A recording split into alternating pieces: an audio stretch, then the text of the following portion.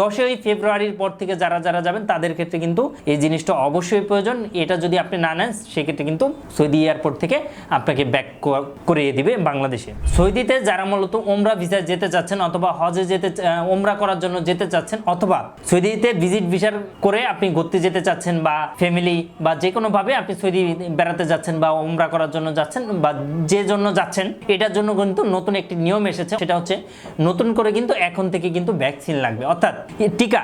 এর আগে যে আপনারা টিকাটা দিয়েছেন সেই টিকার ব্যাপারটা কিন্তু এই মুহূর্তে প্রয়োজন হবে এবং যাদের নাই হারিয়ে ফেলেছেন বা যারা রয়েছে তারা অবশ্যই এই জিনিসগুলো অবশ্যই খোঁজাখুঁজি করে সৌদি যাওয়ার টাইমে কিন্তু লাগতেছে। এটা নিয়মটা কবে থেকে হয়েছে? 10ই ফেব্রুয়ারির পর থেকে যারা যাবেন তাদের ক্ষেত্রে কিন্তু এই জিনিসটা অবশ্যই প্রয়োজন। এটা যদি আপনি না নেন সেক্ষেত্রে কিন্তু সৌদি এয়ারপোর্ট থেকে আপনাকে ব্যাক করিয়ে দিবে বাংলাদেশে। এই জন্য অবশ্যই প্রিয় ভাই এবং বন্ধুরা, আপনাদের যাদের ভ্যাকসিন রয়েছে অবশ্যই আপনারা নিয়ে যাবেন। আর যাদের ক্ষেত্রে নেই বা হারিয়ে ফেলছেন তারা নতুন করে রেজিস্ট্রেশন করে নেবেন।